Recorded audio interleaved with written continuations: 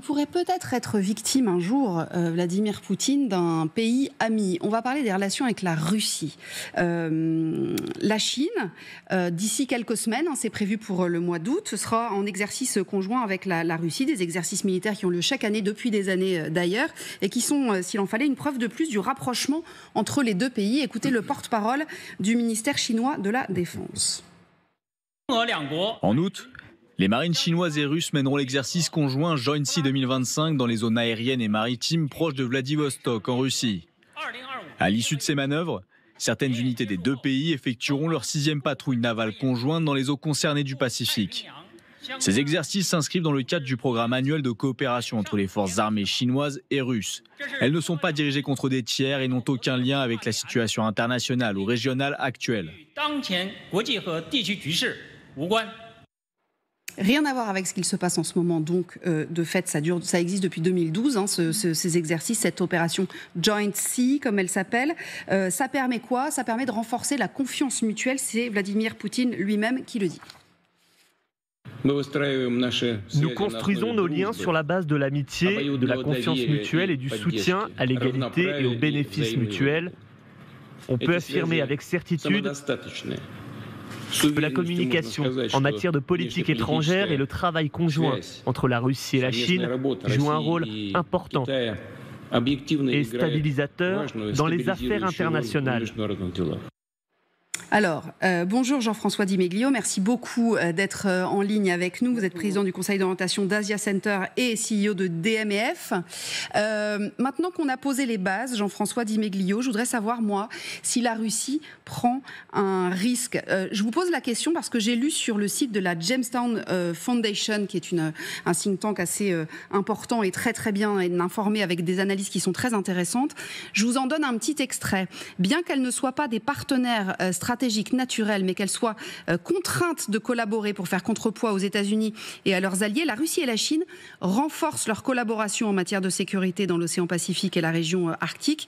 Sentant l'affaiblissement de la Russie dans sa guerre infructueuse en Ukraine, la Chine va utiliser cette opportunité historique pour renforcer sa présence dans l'extrême-orient russe et la région arctique. Alors, première question, le think tank dit: ils ne sont pas des partenaires stratégiques naturels. Ça, c'est vrai. Oui, absolument. Ce sont des partenaires de circonstance. Et d'ailleurs, en termes de partenaires stratégiques, la Chine actuelle fait très attention à avoir systématiquement plusieurs fers au feu, parce que si vous parlez des partenaires stratégiques, ce qui compte pour la Chine aujourd'hui, c'est le maintien du niveau économique et du niveau de croissance, et le partenaire stratégique, en l'occurrence, ça vous surprendra peut-être, mais c'est les États-Unis, parce que sans les États-Unis, il n'y a pas de plus. Regardez ce qui s'est passé avec la visite en Chine du patron d'NVIDIA, les accords qui ont été passés. Et donc là, il y a une vraie alliance stratégique, sans dire le nom. Du côté russe, ce que dit Jamestown Foundation est fondamental. C'est-à-dire que ce qui intéresse aujourd'hui la Chine, ça n'est pas du tout un espace global d'expansion, mais c'est des points stratégiques proches de la Chine qui vont compléter l'autonomie stratégique de la Chine. Alors l'autonomie stratégique de la Chine, c'est naturellement les matières premières, et c'est là-dessus que la Russie est extrêmement intéressante et importante. Et donc tant que la Chine va pouvoir profiter des matières premières russes à bon prix, parce que la Russie aura besoin de la Chine, elle a beaucoup d'intérêt à ce que la guerre en Ukraine se prolonge, et surtout pas à aider la Russie à gagner rapidement la guerre en Ukraine. Elle a une opportunité stratégique avec effectivement l'Arctique. La Chine a fait le forcing pour entrer au Conseil de l'Arctique, alors que, comme une carte vous le montrera assez facilement, elle n'a pas réellement d'intérêt stratégique dans l'Arctique. En revanche, elle est extrêmement intéressée par tout ce qui peut contourner les routes maritimes pour lesquelles elle serait bloquée. La principale route maritime pour laquelle elle serait bloquée, on va venir à Taïwan assez vite, c'est naturellement celle du détroit de Malacca. Et tout ce qui peut donner accès à la Chine à des endroits stratégiques par substitution à ceux qui seraient bloqués est intéressant. Et c'est pour ça, naturellement, qu'elle collabore avec la Russie. Après, elle connaît de gens qui en parlera mieux que moi, mais la puissance navale de la Russie aujourd'hui, par rapport à la Chine, c'est rien du tout. Il n'y a même pas un porte-avions qui fonctionne. Alors on l'a vu dans cette opération, parce que le Kremlin nous abreuve d'images de cette opération Tempête de juillet depuis quelques jours maintenant pour nous montrer effectivement la force de sa marine, laquelle marine est divisée en 5 en fait sur les 5 mers. On l'a beaucoup dit. Il y a autre chose qui est dit dans les analyses d'un certain nombre de très bons connaisseurs du dossier. Autre chose sur l'espionnage et l'espionnage militaire notamment. Là, je vais m'adresser à vous, Tatiana. Les renseignements russes, ça c'est un papier du Monde, de l'Express qui s'appuie sur le New York Times. Les renseignements russes ne sont pas dupes. Un document secret de leur service obtenu par le New York Times traduit une inquiétude croissante face à l'activisme chinois. Pékin chercherait à recruter des espions russes, à mettre la main sur des technologies militaires sensibles et à tirer profit de l'effort de guerre russe en Ukraine pour mieux avancer ses pions.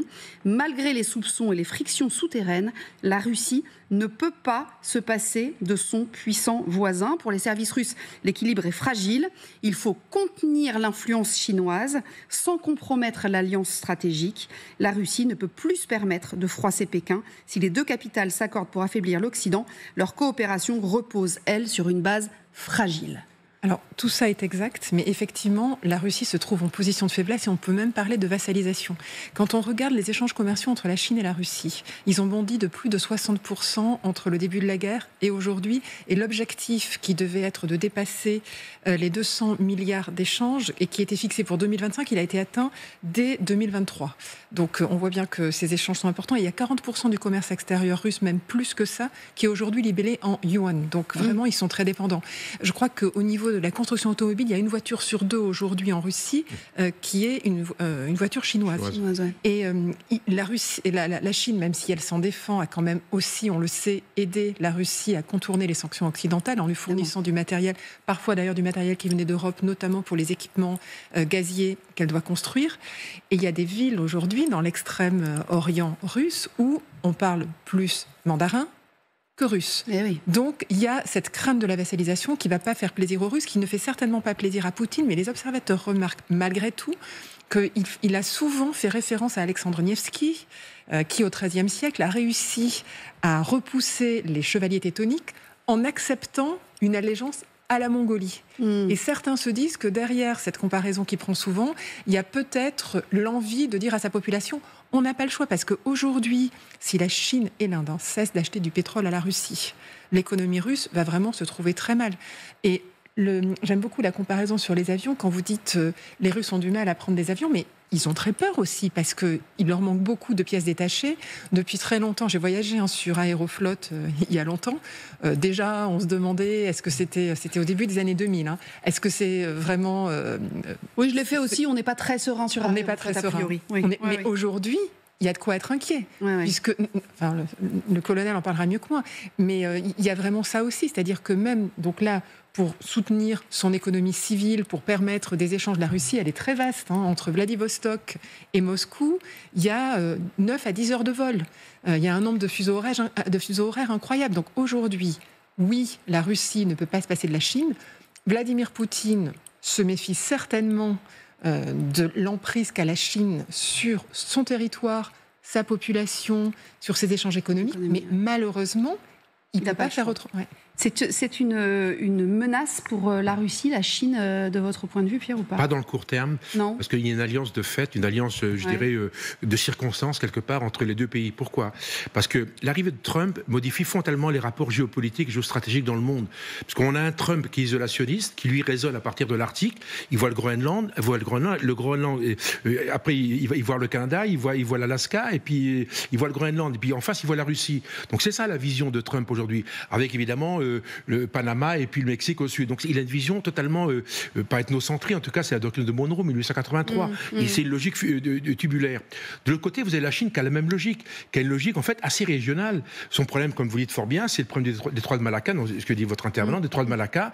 Donc lui, il a un problème avec Taïwan qui bloque l'accès à la mer de Chine du nord et Taïwan qui bloque l'accès à la mer de Chine du sud et le détroit de Malacca qui permet de transiter 75% des les opérations maritimes commerciales passent par le détroit de Malacca. Dans un sens, c'est comme dans l'autre. Donc aujourd'hui, le problème de Xi Jinping, c'est quoi? C'est de s'assurer une espèce de garantie territoriale maritime dans cette zone-là. Et l'intérêt des Russes, c'est quoi? C'est que les Russes se retrouvent entre guillemets isolés. Mais eux, ils ont une surface terrestre colossale. Mais eux, les sorties maritimes, c'est quoi? C'est la mer Noire qui est bloquée par les Turcs et de l'autre côté, la Baltique qui est bloquée par l'OTAN. Ouais. Donc il reste quoi? Vladivostok.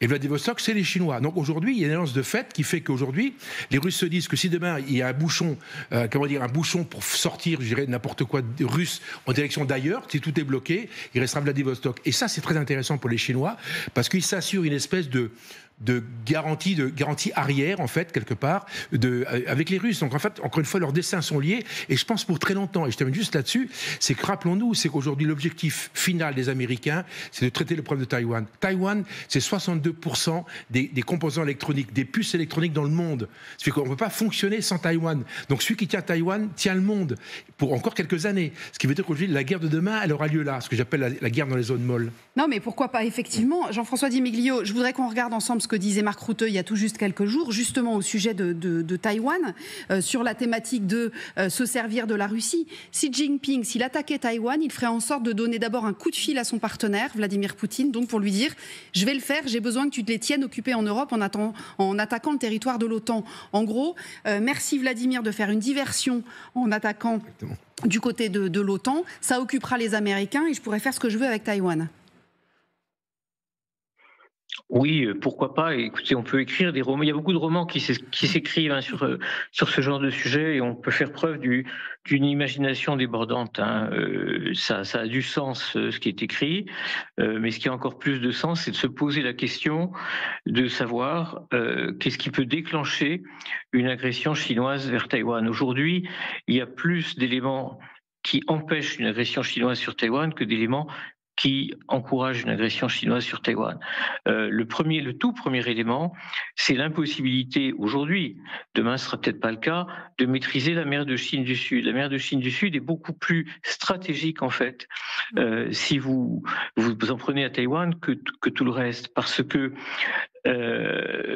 si vous ne maîtrisez pas la mer de Chine du Sud, ça sert à rien de maîtriser le détroit de Taïwan, parce que vous allez recevoir des coups par le sud, et donc ça ne sert à rien.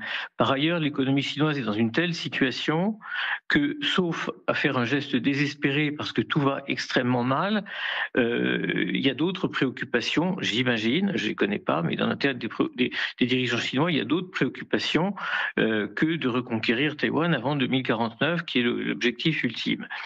Il y a en revanche un travail, ça je le dis et je le répète, et plutôt que de faire du sensationnalisme, j'insiste devant tous les interlocuteurs qui parlent de Taïwan sur ce sujet. Le vrai sujet, c'est la capacité de l'esprit taïwanais soutenu par les démocraties occidentales, entre autres, à se dire que oui, la situation de Taïwan aujourd'hui, c'est-à-dire le bon statu quo, est le bon. Parce que Taïwan tomberait plus facilement par abandon de cette volonté de rester ce que c'est, par influence chinoise, par travail de sape psychologique, que par une agression. Et les Chinois le savent, ils travaillent beaucoup plus sur l'influence psychologique que sur la menace militaire. Ouais. Et pourtant, déjà, sur la menace militaire, comme vous le voyez, ils travaillent beaucoup. Mais ce qui est beaucoup plus important, c'est l'influence psychologique de la Chine sur Taïwan.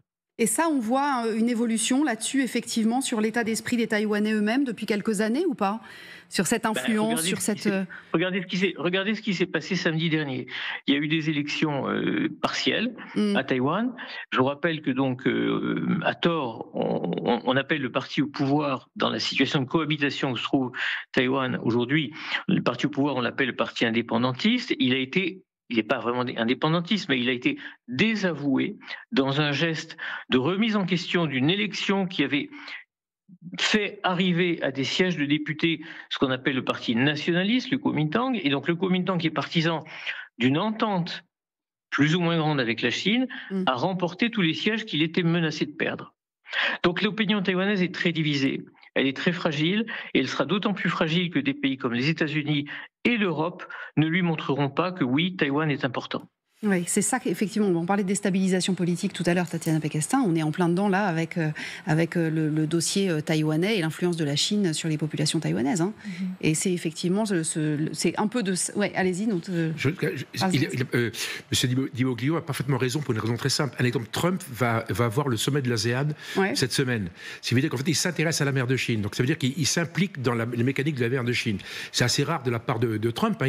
Il voyage pas beaucoup et pas très loin. Donc là, on voit qu'il s'intéresse. Donc on est vraiment dans le cœur du sujet. Et donc là, il met une espèce de coin, parce que l'ASEAN, c'est l'ensemble des nations d'Asie du Sud-Est, c'est l'Asie du Sud-Est. Et donc aujourd'hui, le seul contrepoids à la Chine, c'est éventuellement l'Asie du Sud-Est, qui est aidé par les Américains. Donc on voit qu'il y a une espèce de mouvement qui se met en place. Et là, effectivement, la mer de Chine est vraiment centrale.